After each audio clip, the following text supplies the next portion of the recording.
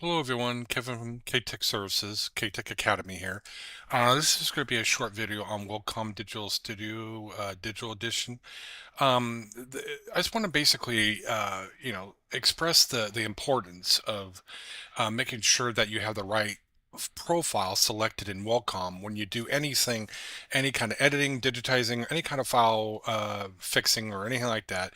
Just and if you watch any of my how-to videos, I basically explain to make sure that you set the correct profile for the machine type that you're working with, because Welcome actually has profiles for each machine. So when it outputs the embroidery machine stitch file, it puts those parameters for your machine type. Okay. Now, where that's located is because right now, by default, it's always going to default to Tajima. Well, today we're working with Melco, so I don't want it to save the Tajima parameters. I want to save the Melco parameters.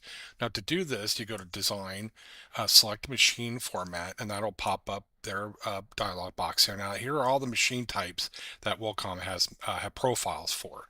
And today we're working with Melco, so I'm going to go ahead and select Melco and click OK, and voila, it's actually there it is. Now, so everything I do, and then when I output as an expanded file or whatever machine format that I want, it'll actually put the parameters for Melco into that file. So that's really important because I don't want it to save to the Jima parameters. I want it to save to Melco since I'm working with Melco today.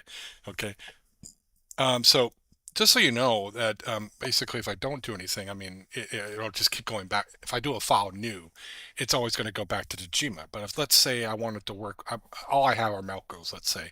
So to go to design, you go to select machine, and then you can actually save that as a default. So then every time that I do a file new, it'll save it to Melco or whatever that you want. Let's say you work with Barrett or something like that. You save that, then it's always going to come up Barretted, but as a default. So just kind of all depends on the machine types that you're working with and stuff. So, um, and that's it. At this point, if you go ahead and go over to my YouTube channel, you can check out the other videos I've done, how-to videos, with Wilcom, and I'm going to be doing more.